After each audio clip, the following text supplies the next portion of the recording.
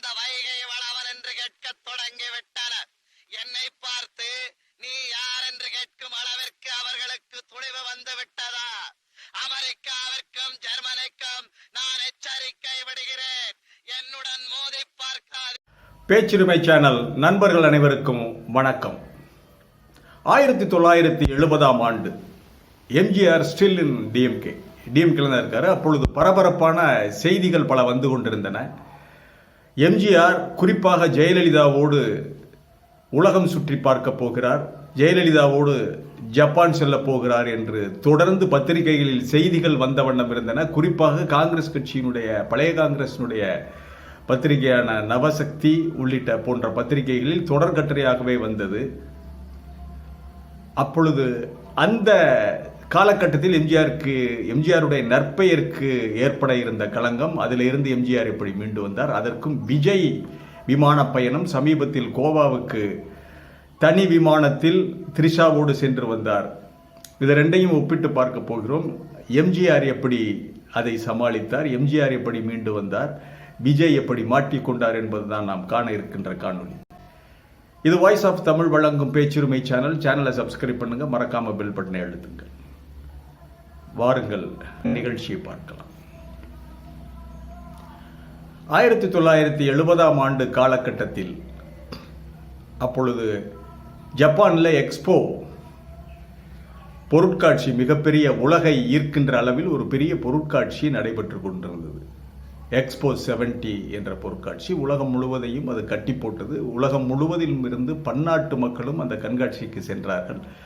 அந்த கண்காட்சியை பற்றி கேள்விப்பட்டு அதை போய் பார்த்துவிட்டு வந்தவர் அன்றைய காலகட்டத்தில் இதயம் பேசுகிறது என்ற பத்திரிகையை நடத்தி கொண்டிருந்த பெரிய பத்திரிகையாளர் மணியன்.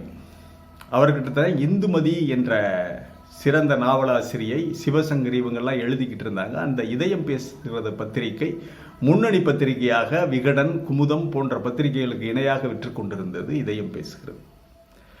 அவர் எம்ஜிஆருக்கு நெருங்கிய நண்பராக இருந்தார். அப்பொழுது அவர்தான் எம்ஜிஆரிடம் சொன்னார், இந்த எக்ஸ்போ கண்காட்சியை நாம் பயன்படுத்தி கொள்ளலாம், இதில் ஒரு படம் எடுத்தால், ஷூட்டிங் எடுக்கிறதுக்கு நான் அனுமதி வாங்கி தருகிறேன், இதில் படம் எடுத்தால், ஒரு திரைக்கதையை உருவாக்கி படம் எடுத்தால் நன்றாக இருக்கும் என்று சொன்னவுடன் உடனடியாக எம்ஜிஆர் எல்லா வேலையையும் தூக்கி போட்டுவிட்டு அடிமைப்பெண் படத்தினுடைய ப்ரமோஷனையும் ஒத்தி வைத்துவிட்டு உடனடியாக ஒரு கதையை உருவாக்க சொல்லி எம்ஜிஆர் பிக்சர்ஸுக்காக, அதுதான் உலகம் சுற்றும் வாலிபன், அதில் மூழ்கிவிட்டார். இந்த விஷயம் வெளியிலே கசிகிறது. என்ன என்றால், எப்பொழுதும் எம்ஜிஆரை பற்றியே எழுதி கொண்டிருக்கின்ற, அப்பொழுது தோற்று போயிருந்த எதிர்க்கட்சி வரிசையில் இருந்த பழைய காங்கிரசிற்கு பெருந்தலைவர் காமராஜ் உயிரோடு இருக்கிறார். அப்பொழுது காங்கிரஸ் கட்சியினுடைய பழைய காங்கிரஸ் பத்திரிகையாக இருந்த நவசக்தி, அலைவோசை போன்ற பத்திரிகைகள் எல்லாம், சோவுடைய துக்ளக் போன்ற பத்திரிகைகள் எல்லாம் எம்ஜிஆர் நடிகைகளோடு சேர்ந்து ஊர் சுற்றி ஜாலியாக கொண்டாட போகிறார் என்று தொடர்கட்டுரையாகவே எழுதி வெளியிட ஆரம்பித்தார்கள். அப்பொழுது இந்த விஷயம் பரபரப்பாக பேசப்பட்டது. ஆர்.எம். வீரப்பன் அந்த எம்ஜிஆர் அவர்களுடைய, புரட்சி தலைவருடைய சத்யா மூவிஸினுடைய நிர்வாகஸ்தர், கணக்கு வழக்கு எல்லாமே அவர்தான் பார்ப்பவர். இந்த விஷயத்திலிருந்து ஆர்.எம்.வி. ஒதுங்கி இருக்கிறார். திடீரென்று தனக்கு ஒரு நாள் அழைப்பு வந்ததாக ஆர்.எம்.வி. குறிப்பிடுகிறார். ஆர்.எம்.வி. ஒரு தொண்டர் என்ற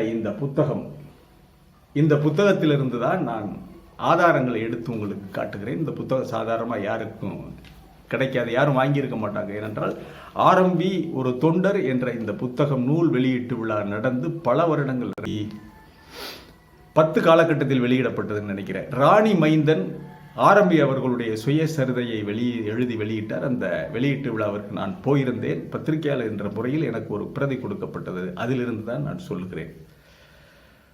இப்போ ஆர்.எம்.வி.க்கு திடீரென்று ஒரு நாள் அழைப்பு வருகிறது. ஆர்.எம்.வி.க்கு இந்த புறச்செய்திகள் எல்லாம் வந்து சேர்ந்து கொண்டிருக்கிறது. ஆர்.எம்.வி. போறார். போன உடனே எம்ஜிஆர்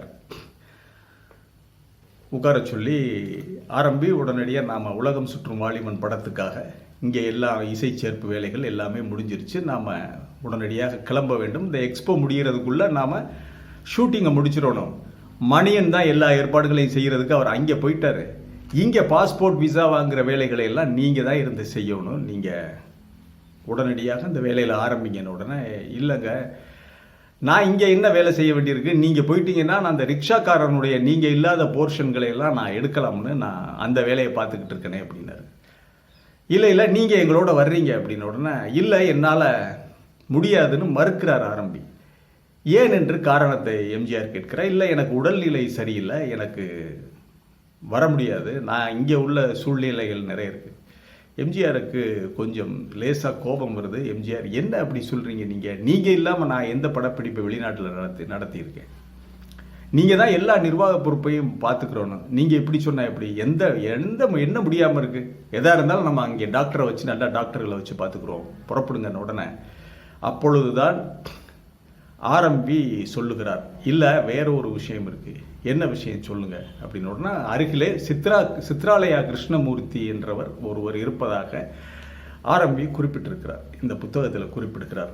இல்லை நீங்கள் அங்கே உங்களை பற்றி செய்தி வர்றது உங்களுக்கு தெரியுமா, என்ன செய்தி, இல்லை நீங்கள் படப்பிடிப்பிற்கு செல்வதாக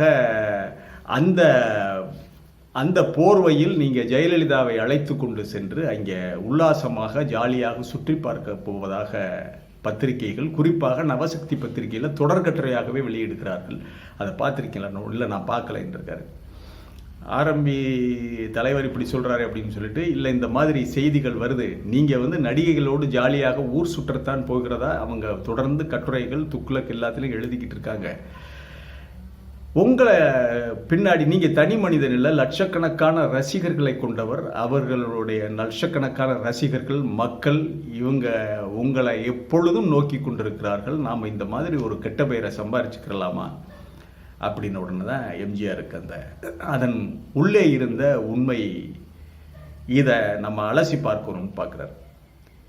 எம்ஜிஆருடைய எண்ணம் எதுவாக இருக்கும் என்றால், பீடி குடிக்கக்கூடாது, சிகரெட் குடிக்கக்கூடாது, தண்ணி அடிக்கக்கூடாதுன்னு சொல்லி நாம நேர்மையாக நடக்க வேண்டும் என்று, பெண்களை காப்பாற்ற வேண்டும் என்று, தாய்க்குலமாக நினைக்க வேண்டும் என்று நம்ம சொல்கிறோம்.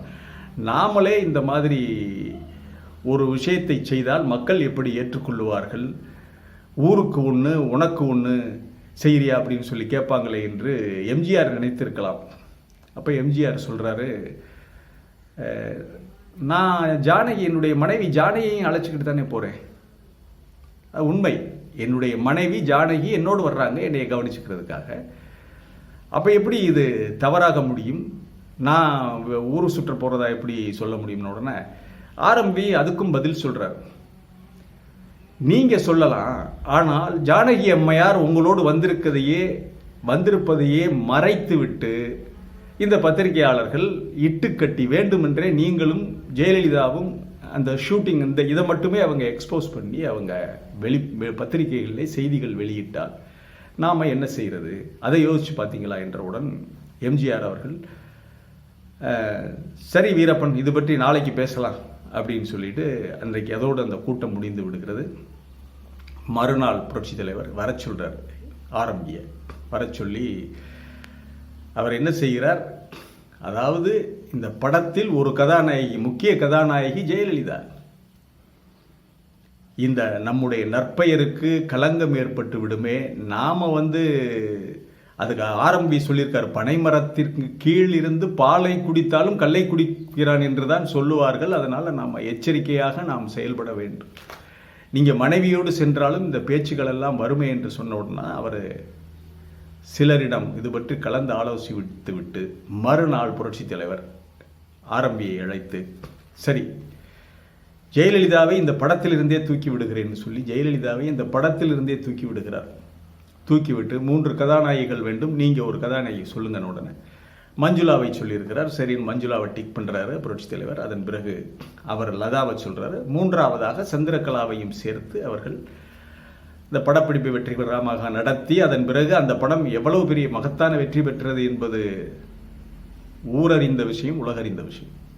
நாம் இதிலிருந்து சொல்ல விரும்புகிற கருத்து என்னன்னா, அன்றைய காலகட்டத்தில் ஆரம்பி அவர்கள் எம்ஜிஆரிடம் கைகட்டி வேலை பார்த்தவர், ஒரு சர்வெண்டா வேலை பார்த்தவர். அவர் கணக்கு வழக்குகளை பார்த்தாலும் அவருக்கு கீழே வேலை பார்த்த ஆரம்பிக்கு வயதும் எம்ஜிஆர் அவர்களை விட மிகவும் குறைவு.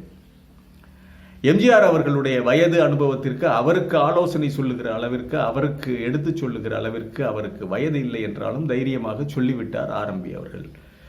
நமக்கு கீழே வேலை பார்ப்பவர், நம்மை நம்பி இருப்பவர் சொல்லுகிறாரே என்று எம்ஜிஆரும் அதை பற்றி எண்ணாமல், வயது குறைந்தவர் என்பதையும் கணக்கிடாமல் சொல்லி இருக்கின்ற கருத்து என்ன, எப்படி இது நம்மை பாதிக்கும், சொல்லி இருக்கின்ற கருத்து என்ன, இது மக்களை எப்படி பாதிக்கும், ரசிகர்களை எப்படி பாதிக்கும், நம்மை நம்பி இருக்கின்ற நாம் பிணைத்துக் கொண்டிருக்கிற திராவிட முன்னேற்ற கழகத்தை எப்படி பாதிக்கும் என்பதையெல்லாம் எடை போட்டு பார்த்து உடனடியாக ஜெயலலிதா அவர்களையே அந்த படத்திலிருந்து தூக்கிவிட்டு, சொன்னவருக்கு என்ன வயசு, அவருடைய தகுதி என்பதை பற்றி எண்ணி பார்க்காமல் உடனடியாக ஆரம்பியுடைய கருத்தை ஏற்றுக்கொண்டு படத்திலிருந்தே ஜெயலலிதாவை தூக்கிவிட்டு அவர் உலகம் சுற்றும் வாலிபனை தொடர்ந்து நடத்தி ஷூட்டிங் எடுத்து மிகப்பெரிய வெற்றி பெற்றார்.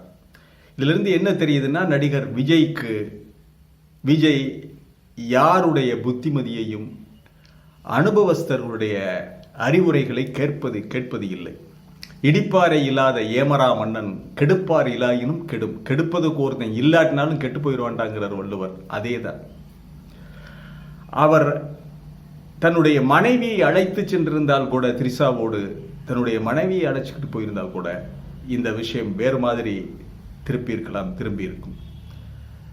நேற்று முந்தா நாள் அம்பேத்கர் புத்தகத்தை வெளியிட்டுட்டு நாளே நாளில் ஒரு விமான பயணம் நடிகை திரிசாவோடு.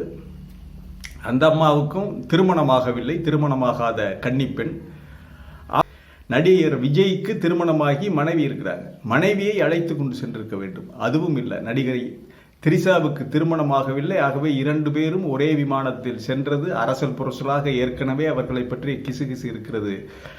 நமக்காக இத்தனை லட்சம் பேர் வந்து மாநாட்டுக்கு வந்தார்கள், நமக்கு பின்னால் இந்த அரசியலிக்கும் பொழுதுதான் கட்டமைத்துக் கொண்டிருக்கிறோம் அப்படிங்கிற அந்த ஒரு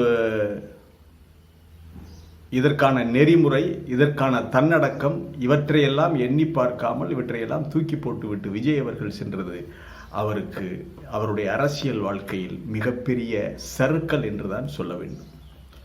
எம்ஜிஆர் தனக்கு ஆலோசனை சொன்னது யார் என்று அவருக்கு பார்க்கல, எத்தனை வயதுன்னு பார்க்கல, ஆலோசனையினுடைய தன்மை, அறிவுரையினுடைய தன்மை, அதைத்தான் சீர் பார்த்தார். பெயர்கண்டும் நஞ்சுண்டமவர் நயத்தக்க நாகரிகம் வேண்டுபவர் என்ற குரல் உண்டு. ஆகவே நாகரிகத்தை பொதுவெளியில் நாம் கடைபிடித்தாக வேண்டும் என்ற பண்புக்கு, குரலுக்கு எடுத்துக்காட்டாக எம்ஜிஆர் அந்த விஷயத்தில் இருந்து அவர் வெளிவந்தார். பின்னாளில் முதல்வராகினார். தமிழகத்தை 13 ஆண்டு காலம் கட்டமைத்து ஆட்சி அமைத்தார். மிகச்சிறந்த திட்டங்களை எல்லாம் அவர் கொண்டு வந்தார். ஆனால் நடிகர் விஜய் கட்சி ஆரம்பித்து ஒரு 2-3 மாதம் கூட ஆகவில்லை, அதாவது மாநாடு நடத்தி 2-3 மாதம் கூட ஆகவில்லை. தியாகம் செய்கின்ற குணமில்லை. பொதுவெளியில் சில தியாகங்களை நாம் செய்துதான் ஆக வேண்டும் என்ற எண்ணமும் அவருக்கு இல்லை. இப்படி இருந்தால் எல்லாரும் எம்ஜிஆர் கிடையாது. எம்ஜிஆர் அடைந்த வெற்றியை எல்லோரும் பெற முடியாது என்பதுதான் உண்மை. யார் சொல்லி கட்சி நடத்துகிறார், யாருக்காக கட்சி நடத்துகிறார் என்று ஏற்கனவே நாம் காணொளிகள் எல்லாம் வெளியிட்டு விட்டோம். ஆகவே ஒரு கட்சி நடத்துவதற்கு யார் வேணாலும் கட்சி நடத்தலாம். ஆனால் மக்கள் மனதை வெல்லுவதற்கு,